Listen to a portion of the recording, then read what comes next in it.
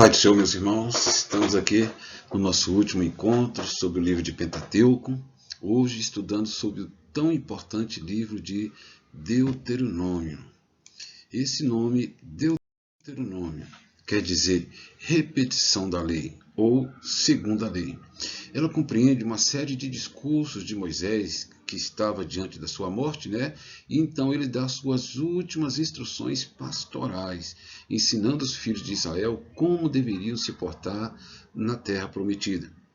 Moisés, então, sabendo que tem os seus últimos momentos com a nação a quem ele pastoreou por 40 anos, reúne agora para a sua despedida, deixando as suas orientações, as suas exortações necessárias e as últimas orientações do próprio Deus que estaria repassando para o povo de Israel.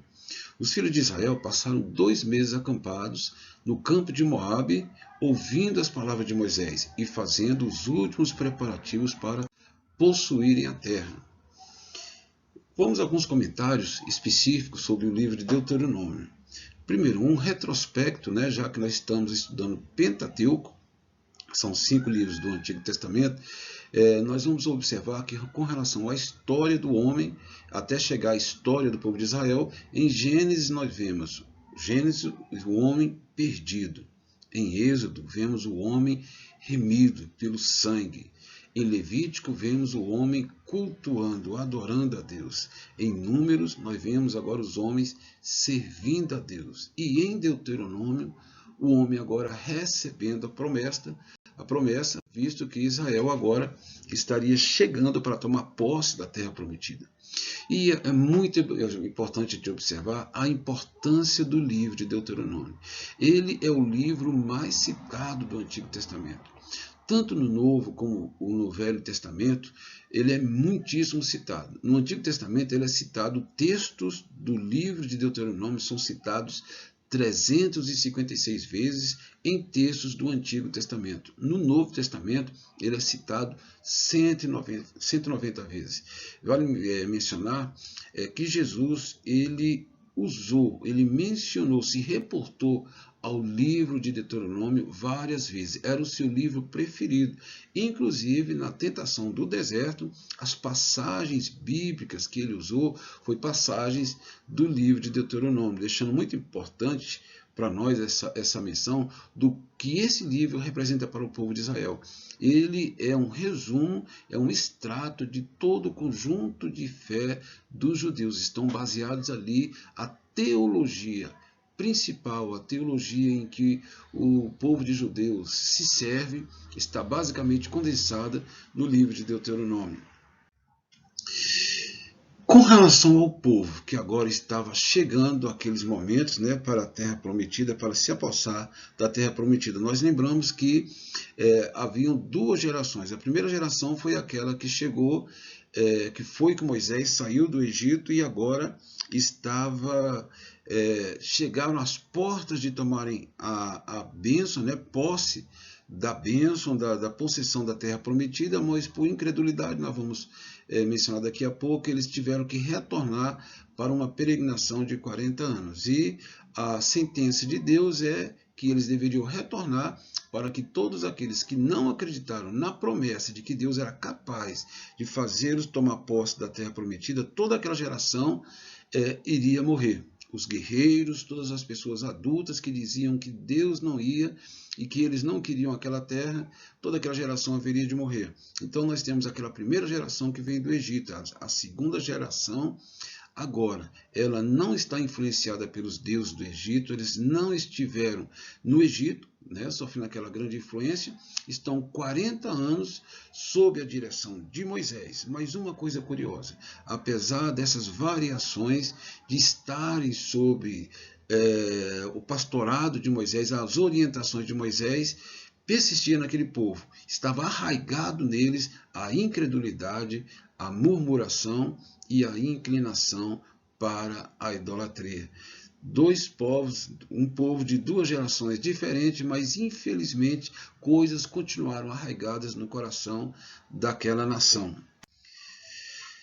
E nós vamos ver ainda no âmbito do comentário do livro, que esse livro está distribuído em 3 grandes discursos e exortações. 3 grandes discursos. Na verdade, em alguns comentários são 8 discursos. Aqui está condensado em 3. O primeiro grupo de discursos se chama Recordai, que vai do capítulo 1 ao capítulo 4. É um resumo da jornada de Israel. E a palavra-chave para esse primeiro discurso é lembranças do passado. O segundo grupo de discurso agora tem a ver com obedece, que traz um resumo e repetição da lei. A palavra-chave para esse segundo grupo é repetição das leis. E o terceiro grupo de discurso, que vai do capítulo 27 ao capítulo 34, a palavra é cuidado, trata de profecias acerca do futuro de Israel. E isso tem a palavra-chave advertências para o futuro. É um capítulo profético muito importante para a nossa discussão. Vamos discutir o primeiro grupo de discurso, o primeiro discurso de Moisés, que tem a palavra-chave recordar ou olhar para trás. Moisés inicia recordando para o povo alguns aspectos das suas jornadas, né, e que, como nós falamos atrás, uma nação que estava próxima de receber a sua bênção, tomar posse da terra prometida, infelizmente, por um ato de incredulidade, eles tiveram que voltar, peregrinar por mais 40 anos. Já falamos a história dos espias lá atrás, ficaram 40 dias e quando retornaram para dar um relato sobre a terra, relataram que a terra era muito boa, que a terra realmente manava leite e mel, trouxeram um cacho de uva enorme, deixando claro como aquela terra era fértil. Mas dos 12 espias, 10 espias deram um relato em parte positivo, dizendo que a terra era boa, mas em aspecto muito negativo, disseram que a terra era habitada por gigantes e que eles se sentiam muito pequenos para poderem expulsar aquelas nações. E eles passaram esse sentimento derrotista para toda a nação de Israel, de que era impossível conquistar aquelas nações. Essa atitude dos 10 espias contaminou o povo de Israel. Todos dois, tanto os 10 espias como o povo de Israel, esqueceu da mão forte do Senhor sobre o seu povo, que os livrou de um exército muito pior, que era o exército do Egito, que até então era a nação mais poderosa, conhecida, e eles esqueceram dos grandes milagres que Deus fez e como o Senhor tirou a nação com mão forte, braço estendido, e eles simplesmente não creram e não quiseram se apossar. Isso Moisés está lembrando o próprio Deus dizendo para o povo de Israel: vós não quisestes subir, mas fostes rebeldes ao mandato do Senhor. Por isso, nenhum dos homens verá essa boa terra.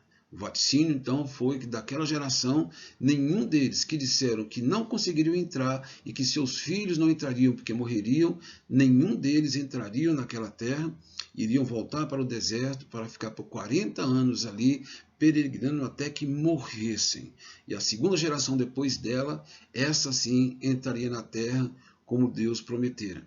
Isso nos leva a uma reflexão muito importante sobre a desobediência.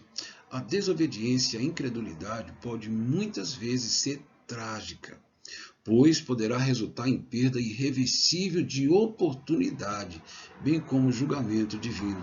A desobediência e a incredulidade ela pode acarretar, então, situações em que não tem mais como voltar, não tem mais como se repetir a situação. É claro que a misericórdia de Deus, em algumas situações, faz com que realmente, numa segunda oportunidade, determinada bênção venha, determinada situação positiva em que nós clamamos possa acontecer.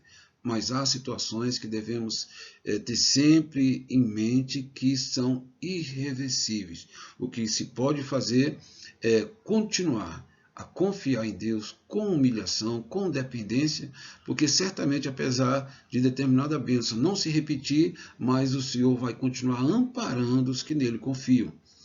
E nós vemos aqui, por outro lado, a obediência. Ela faz o crente herdar as promessas de Deus. Então, daquela multidão de pessoas, de mais de 600 mil homens, daquela geração que iriam tomar posse da terra, apenas 2 homens que resolveram obedecer e confiar no Senhor, que era Josué e Caleb, herdaram. Isso é uma advertência para mim e para você, para nunca nos deixarmos levar a nossa fé, a nossa conduta, a nossa maneira de ser, a nossa confiança. Nós nunca podemos deixar ser influenciado por qualquer outro comportamento e atitude. Salvação é individual, as bênçãos muitas vezes são condicionadas a ser individuais, depende da minha perseverança, e eu tenho que colocar isso no meu coração. Eu tenho que perseverar a despeito dos que estão ao meu redor desfalecer. E nós viemos aqui, concluindo esse primeiro discurso aqui também, a oração rejeitada de Moisés. Um aspecto sobre oração muito importante. Nós lembramos então que Moisés, ele por influência do povo, ficou indignado com o povo que estava murmurando pela falta de água, e Moisés então clamou ao Senhor, e o Senhor deu orientação a Moisés, que ele falasse a uma rocha, e que aquela rocha iria manar água, sob essa palavra que Moisés falasse. Mas Moisés se deixou levar emocionalmente por indignação, e em vez de falar a rocha, ele tocou na rocha. Realmente a água saiu, o povo bebeu a água, mas Moisés e Arão receberam uma sentença de Deus. Como vocês não me honraram diante do povo, vocês não herdarão a terra prometida. Vocês vão chegar perto, mas vocês não vão tomar posse da terra prometida. Isso é uma questão muito importante, porque Moisés agora, quase 38 anos depois, ele vai fazer uma oração ao Senhor, pedindo que o Senhor reconsiderasse e que o Senhor permitisse entrar na terra prometida, mas Deus foi decisivo na sua resposta e pediu a Moisés: não fale mais nisso. Vemos como nós vimos atrás sobre a questão da desobediência e incredulidade, que pode trazer consequências irreversíveis para nós. Moisés foi um exemplo disso. O que ele fez desagradou a Deus de tal maneira que não havia mais como Deus reconsiderar, e nós devemos tomar muito cuidado com relação à postura que tomamos. A oração pode ser ouvida, mas a oração nós devemos sempre basear na vontade de Deus e compreender que o não de Deus não é para nos trazer infelicidades. Há um propósito de Deus quando Deus nos nega determinada resposta. Amém? Continuando sobre esse primeiro discurso, nós vamos chegar ao fim. Concluindo, Moisés, o seu primeiro discurso, ele exorta o povo à obediência incondicional a Deus e ratifica a importância das 3 cidades de refúgio estabelecidas da além do Jordão. Como nós já lemos esse texto, as cidades de refúgio são locais em que Deus reservou. Caso alguém cometesse um homicídio involuntário por acidente, essa pessoa, a princípio, né, a lei determinava que olho por olho, dente por dente, quem matasse deveria morrer também. E, decorrente disso, então, o Senhor criou também esse escape, uma cidade de refúgio. Caso alguém tenha matado o próximo involuntariamente, ele pudesse fugir em direção a uma dessas cidades de refúgio, sob aí o domínio do sumo sacerdote. Ele deveria ficar lá durante todo um período de um determinado sumo sacerdote. Ele deveria ser julgado, e enquanto ele estivesse naquela cidade de refúgio, ele estaria protegido. A pessoa que sofreu dano, que perdeu um parente, ela não poderia ir lá aplicar a sentença de morte daquela pessoa, ela estaria num ambiente de proteção. Essa cidade de refúgio para nós é extremamente importante, porque ela remete a Cristo, nosso refúgio, a nossa fortaleza. O nosso acusador está sempre à volta nos acusando, mas nós nos refugiamos no Senhor. As pessoas que tentam se refugiar nas boas obras, tentam se refugiar na sua consciência, nas suas boas qualidades, infelizmente não tem valor para o acusador. O nosso refúgio, a nossa fortaleza é o Senhor, o nosso justificador é o Senhor Jesus Cristo, é o nosso advogado diante de Deus. Então, essa cidade refúgio tem uma representação muito forte para nós. Partimos agora para o segundo discurso de Moisés, que a palavra-chave é obedece. Ele é extenso, esse segundo discurso vai do capítulo 5 ao capítulo 26. E a chave desse segundo grupo de discursos é: amarás, pois, ao Senhor teu Deus, e guardarás a sua observância, seus estatutos e os seus juízos e os seus mandamentos todos os dias. É algo que deve fazer parte do povo de Israel. Povo santo, povo separado, não é uma fidelidade compartimentada por um determinado tempo. Há uma aliança de viver nessa vida servindo e sendo fiel ao Senhor. Nesse capítulo, então, nesse segundo grupo de discurso, nós vamos ver aqui estatutos, juízos e mandamentos a serem obedecidos. Vemos Moisés, então, expandindo a compreensão, por exemplo, sobre os 10 mandamentos. Ele vai fazer uma exposição, um esclarecimento mais pormenorizado sobre os 10 mandamentos. Ele também vai fazer uma explicação sobre algumas leis cerimoniais, como os sacerdotes deveriam agir em determinadas cerimônias e quando uma pessoa estaria na condição de puro ou impuro, o que ele deveria fazer e evitar para estar impuro diante de Deus. Como, por exemplo, ele não podia tocar em mortos e várias outras situações em que a pessoa estaria numa situação de impureza, tinha que se separar por um tempo e se dirigir ao sacerdote para novamente ser purificado. Temos as leis, exposição da lei civil, que trata da relação entre as pessoas, né, as obrigações e direito de cada cidadão de Israel. Exposição das leis criminais. Quais seriam as penalidades, quais seriam as atitudes diante de transgressões do povo. Exposição de leis sociais.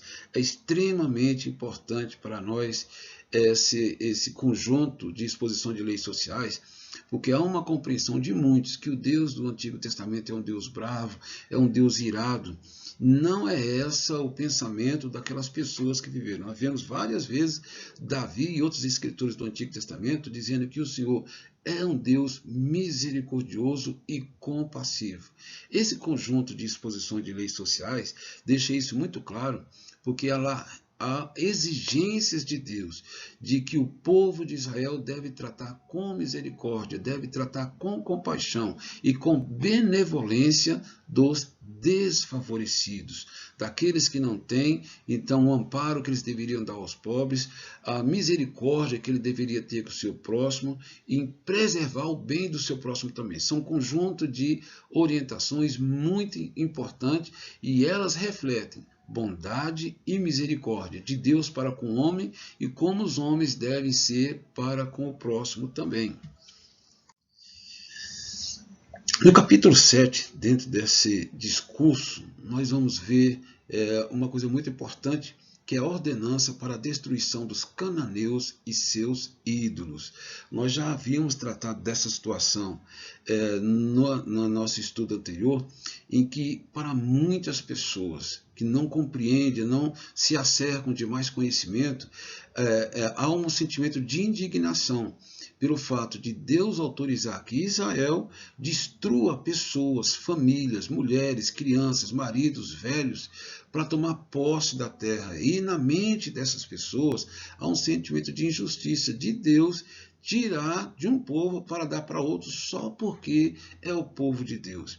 E, na verdade, isso acontece por desconhecimento. E nós queremos aqui avaliar, estudar 2 motivos pelos quais isso aconteceu, que é muito importante, todos nós temos em mente, até para na evangelização e orientar para que todos tenham uma perfeita compreensão da natureza de Deus. Primeiro, nós vamos ver 2 motivos por causa daquele extermínio. Nós vamos ver um motivo prático, que é a preservação do povo de Israel, a preservação moral, preservação espiritual. Aqui no capítulo 7, do versículo 1 ao 4, Deus dá a razão para Israel, né, para que eles expulsem. O Senhor pede que eles sejam destruídos, que eles sejam ali desarraigados daquele lugar. E no versículo 4, tem uma situação bem específica que Deus fala: pois fariam desviar teus filhos de mim para que servissem a outros deuses. e a ira do Senhor se acenderia contra vós, e depressa vos consumiria. Então, um dos motivos que Deus deixou claro porque aquelas nações não poderiam permanecer, Deus, conhecendo a fraqueza do seu povo, saberia que Deus saberia que o seu povo de Israel ia se deixar influenciar pela filosofia, pela moralidade, pela religiosidade dos cananeus. E aquela aliança, aquela apostasia de abandonarem a Deus para adorarem os deuses daquela nação, atraria o juízo de Deus, porque o que está por trás da idolatria não é só o ídolo, que já desagrada a Deus, porque Deus deixou sempre claro para Israel que o Deus que eles serviam era um Deus que eles não viram. Então era proibido fazer imagem de escultura com semelhança do céu, na terra, de animais, de homens. Deus não admitiria, em hipótese nenhuma, que o Deus que é espírito e o seu povo adorasse um Deus feito por mãos humanas. E o motivo que Deus deixou claro aí é que eles se contaminariam. Então, um dos motivos é preservação. Mas o segundo motivo, e esse é mais conclusivo, mais grave, o motivo pela destruição daqueles povos é juízo divino. A Bíblia sempre deixou claro que Deus é um Deus de amor, mas Deus é um fogo consumidor. Deus é um Deus de misericórdia, mas Deus é Deus que exercita o juízo na época em que ele julga apropriado. E sempre o juízo de Deus, ele não é imediato. No trato de Deus com os homens, Deus dá tempo para os homens. E lembrando que nós vimos lá em Gênesis, quando Deus falou com Abraão. Abraão, essa terra será dada a ti e a sua descendência. A sua descendência será como a areia da praia e através de você, Abraão, todas as nações da terra serão benditas, abençoadas. Mas Deus continuou dizendo para Abraão, Abraão, sabe que durante 400 anos, o seu povo, os seus descendentes permanecerão em outra nação sob escravidão. Depois eles voltarão e possuirão essa terra. E olha o porquê que Deus disse isso a Abraão. Isso porque a medida da injustiça dos amorreus ainda não está cheia. Ou seja, os amorreus, que eram os cananeus que habitavam naquela região, que Deus prometia a Abraão 400 anos antes, já viviam na prática da injustiça, da imoralidade, da idolatria e toda sorte de maldade e pecado. Deus estaria dando para aquela região 400 anos, para que eles mudassem as suas atitudes, e Deus já sabia que eles não iam mudar, mas deu oportunidade. Mais uma vez falamos sobre a longanimidade de Deus. Deus deu oportunidade para aquele povo, para aquele grupo de povos que estavam ali, mas 400 anos depois, quando Moisés chega ali naquelas imediações, os povos estavam na mesma prática. Quem estudou sobre a religião dos cananeus vai ver ali casos terríveis de idolatria, assassinato de crianças, sacrifício de homens e orgias, uma depravação moral terrível. E essas práticas perduraram por todo esse período. Então, a medida da injustiça dos amorreus ainda não está cheia. Era isso que Deus tinha falado a Abraão 400 anos atrás. Mas olha o que Deus fala com Israel naqueles dias. Israel, não é por causa da tua justiça, nem pela retidão do teu coração que entras a possuir a sua terra, mas pela impiedade dessas nações, o Senhor teu Deus as lança fora diante de ti. Então Deus está deixando claro que o tempo do juízo chegou para aquelas nações, e isso é claro que nós vamos sempre trazer uma aplicação para nós. É muito comum, a humanidade ela gosta muito do provérbio de que Deus é amor, Deus não castiga, Deus não se ira, mas não é verdade. Se Deus é justo, Deus ele castiga, assim como o pai castiga o seu filho, Deus há de castigar o homem. E Deus também recompensa o homem se ele obedecer e o agradá-lo também.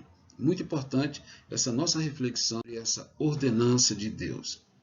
Lemos outro episódio muito importante, já no capítulo 18.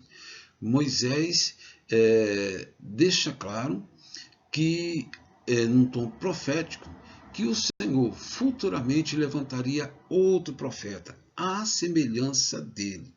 Deus havia revelado para Moisés, e Moisés repassa para o povo que o Senhor levantaria outro profeta, semelhante a ele, e que todos deveriam ouvir esse profeta. Está em Deuteronômio capítulo 18, versículo 18 a 19. Essa profecia é uma profecia messiânica, ou seja, ela aponta para o Messias, o futuro Salvador de Israel, e nós sabemos que essa profecia se cumpre cabalmente na pessoa de Jesus. Moisés, ele foi um homem poderoso em obras, palavras e milagres. Então, uma pessoa semelhante a Moisés deveria ter características semelhantes. Profeta, poderoso em obras e palavras e milagres. E não existe outro homem na história de Israel em que mais se encaixa isso, a não ser na pessoa de Jesus. Deus usou Moisés para compilar os mandamentos e ordenanças que o povo deveria praticar, o conjunto de credos que o povo de Israel deveria acreditar acerca da pessoa de Deus, como servir a Deus, como agradar a Deus, o que é pecado, o que não seria pecado. E a pessoa que se adequa a esse perfil é a pessoa de Jesus. Jesus deixou muito claro: a lei e os profetas duraram até João. Desde agora é anunciado o reino de Deus. Jesus deixou claro que ele estava inaugurando uma nova aliança. Uma nova aliança, e as suas palavras, assim como a palavra de Moisés teve grande peso, lembrando que a autoridade de Moisés era tão grande que o Antigo Testamento é chamado de Lei de Moisés. E Jesus agora ele está deixando claro: o que estava escrito, eu vos digo isso. Jesus está deixando claro agora o peso da sua palavra. Primeiro ele falou, como mencionamos anteriormente, que a lei e os profetas vigoraria até João. Desde agora, a partir de Jesus, seria anunciado o reino de Deus. Jesus deixa claro então que ele está inaugurando e que as suas palavras que seriam agora o motivo, o fundamento para que entrássemos em aliança com Deus.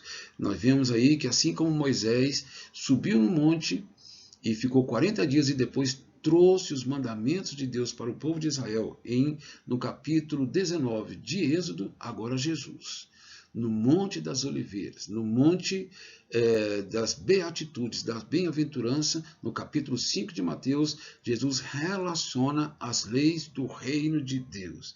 E ali Jesus deixa claro que ali estão as palavras. Para quem quiser fazer a vontade de Deus, ele deveria praticar a palavra de Jesus para ver que aquela palavra era a palavra de Deus. Então, essa profecia messiânica se cumpriu. Jesus tem autoridade para estabelecer uma nova aliança. Tanto é que na última ceia, Jesus, ali no capítulo de Lucas, capítulo 22, Jesus, ao tomar o cálice, ao tomar o pão, Jesus diz: olha, esse cálice é o cálice da nova aliança no meu sangue, que é derramado por vós. Então Jesus deixa muito claro que estamos na dispensação da nova aliança, nele se cumpriu essa profecia, ele é o motivo, as suas palavras é que deve ser a razão da nossa fé e como nós devemos servir a Deus. O Senhor Jesus diz que todo aquele que nele crê, obedecesse e guardasse os seus mandamentos, ele e o Pai viria aquela pessoa e faria morada nele. Isso para nós é extremamente importante e ver essa profecia se cumpriu, uma profecia messiânica. E agora temos o terceiro discurso de Moisés. A palavra-chave é cuidado, advertências para o futuro. Vemos aí no capítulo 27 e no capítulo 28. Extremamente importante para o povo de Israel essa parte do livro de Deuteronômio, porque está elencado nesses dois capítulos as bênçãos que Deus tem reservado para o seu povo de Israel, todo um conjunto de bênçãos, são várias bênçãos envolvendo prosperidade, envolvendo preservação, envolvendo conquistas, envolvendo grandes bênçãos em que o Senhor estaria ministrando sobre o seu povo, na sua vida pessoal, na sua vida financeira, na saúde. toda sorte de bênçãos em que Deus estaria derramando sobre o seu povo. Então, no capítulo 27 e no capítulo 28, nós vemos sobre as bênçãos e a maldição.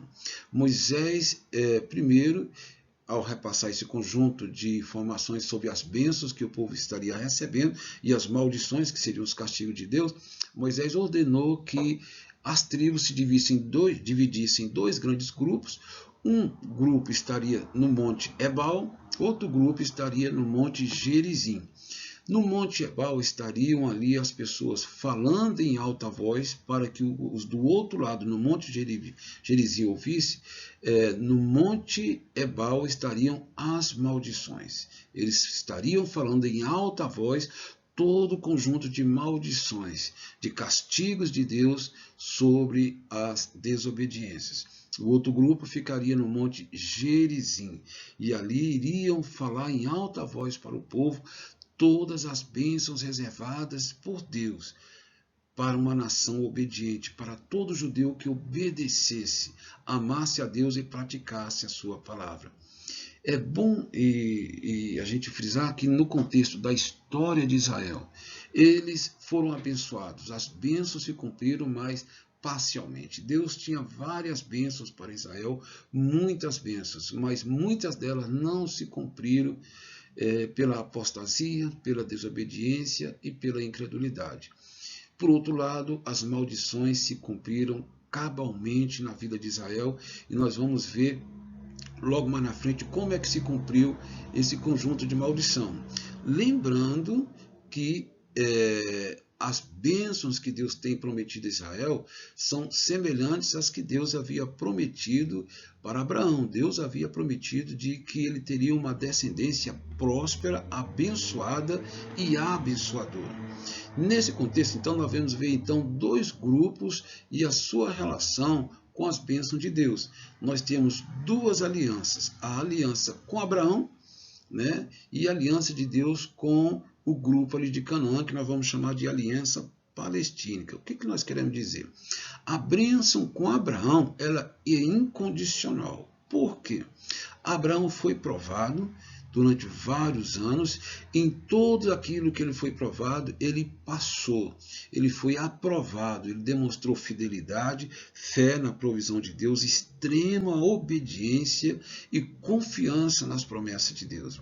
Diante do fato dele ter sido aprovado em todas as situações, Deus chegou e deu uma promessa para Abraão, e essa promessa nós vamos chamar de incondicional, que certamente a sua descendência seria como a areia do mar, que essa descendência seria próxima, que essa descendência seria uma bênção para todas as nações. É incondicional porque foi decorrente da obediência de Abraão.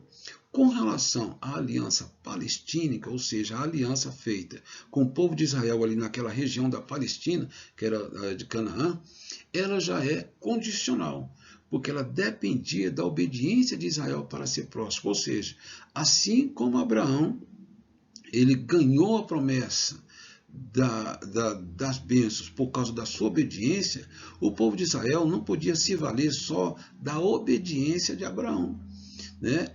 Deus prometeu e vai se cumprir, né? Que um dia essa nação vai ser abençoada, e independe de qual geração. Se houver uma geração que não obedeça a Deus como Israel, um dia Deus vai levantar uma geração apropriada, obediente, e nela vai se cumprir. Então, a aliança palestínica, ela é condicional.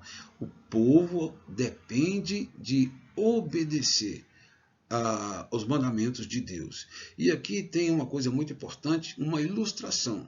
Se o pacto com Abraão foi a herança guardada para um Israel obediente, e vai acontecer isso, né? Se uma geração não for obediente, um dia Deus vai levantar um obediente e vai se cumprir as bênçãos que Deus prometeu para Abraão.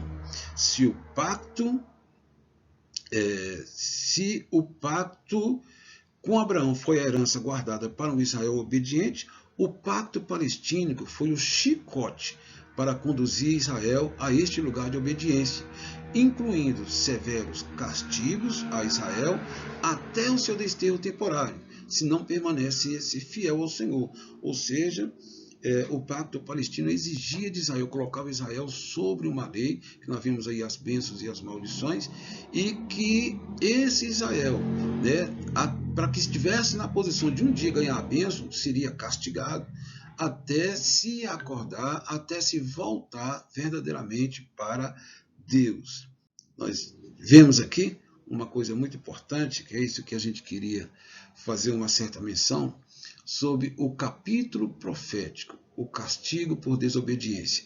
Vimos atrás que haviam no capítulo 27 e 28 as maldições e as bênçãos, né? As bênçãos caso houvesse a obediência e as maldições que viriam decorrência da desobediência, ou seja, em vez de prosperidade haveria miséria. Em vez de um clima abençoado, Deus fecharia os céus. Em vez de proteção de Deus, Deus permitiria que os seus inimigos viessem, entrassem por Israel. Então isso aconteceu muito. Quem lê o livro de Juízes vê muito esses eventos acontecerem, né?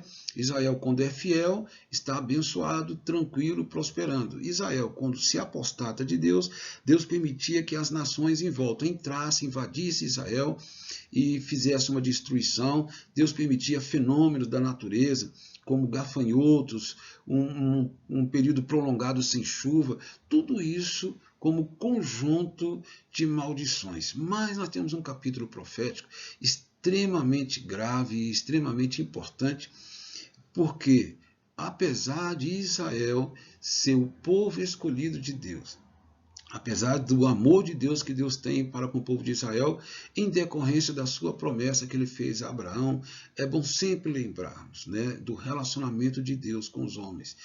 O relacionamento é baseado numa aliança, o relacionamento de Deus com os homens é baseado numa fidelidade mútua. Deus é fiel e ele exige que seu povo seja fiel.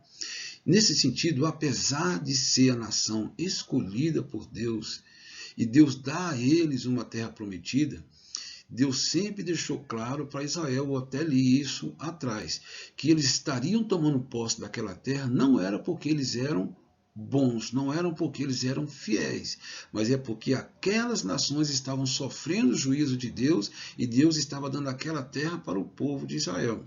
E o que Deus vai fazer agora nesse capítulo profético é deixar claro para Israel, olha Israel, se vocês também nessa terra cometerem os mesmos conjunto de pecados das nações, o mesmo mal que eu fiz cair para aquelas nações cairá sobre vocês também.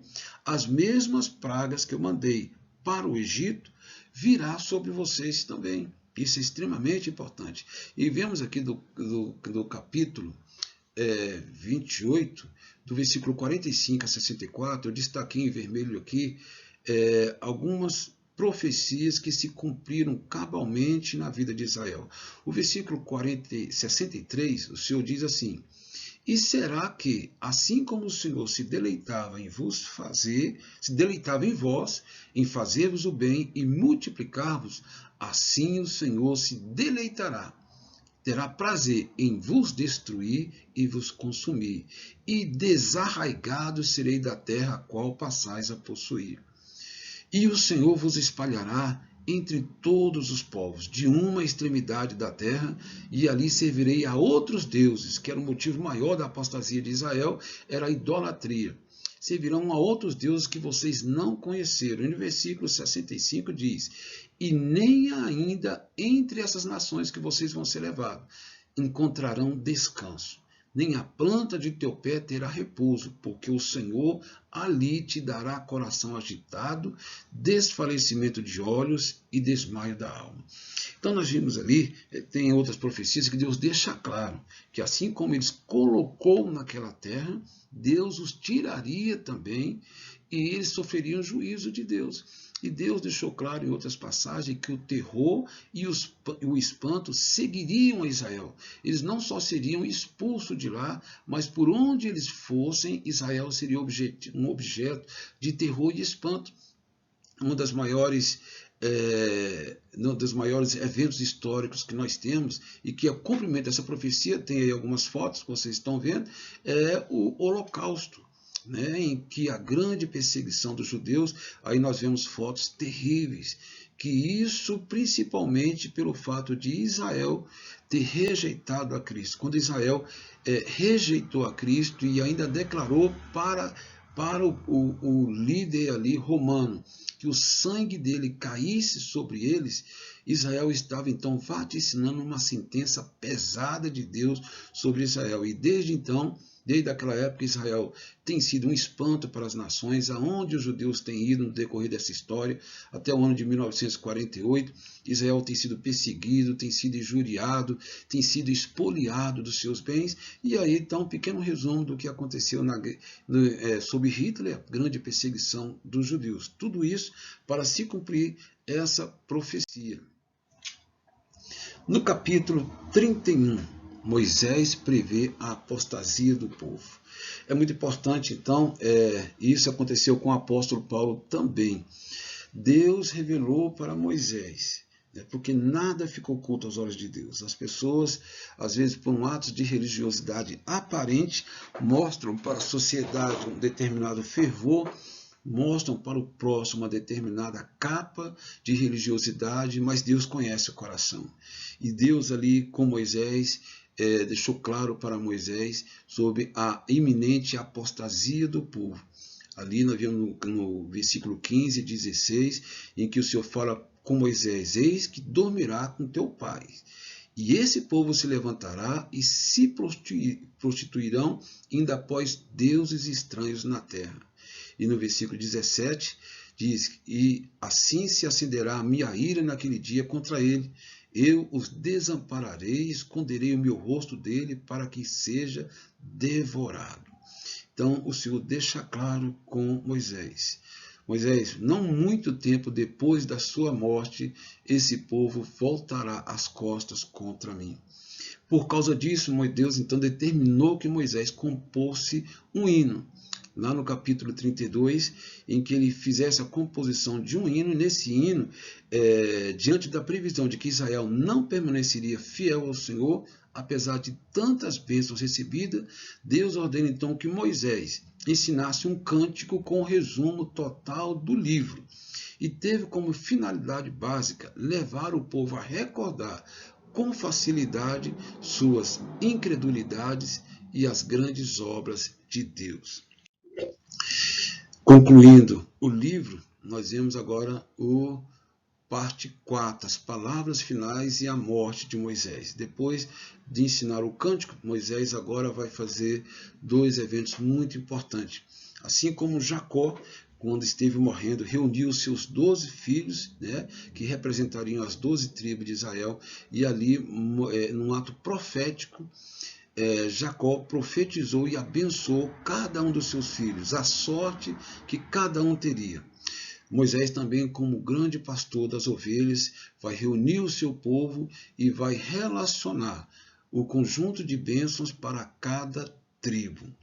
E ali, nesse aspecto profético da parte de Deus, qual seria o destino de cada uma das tribos de Israel. No capítulo 34, nós vemos a morte de Israel.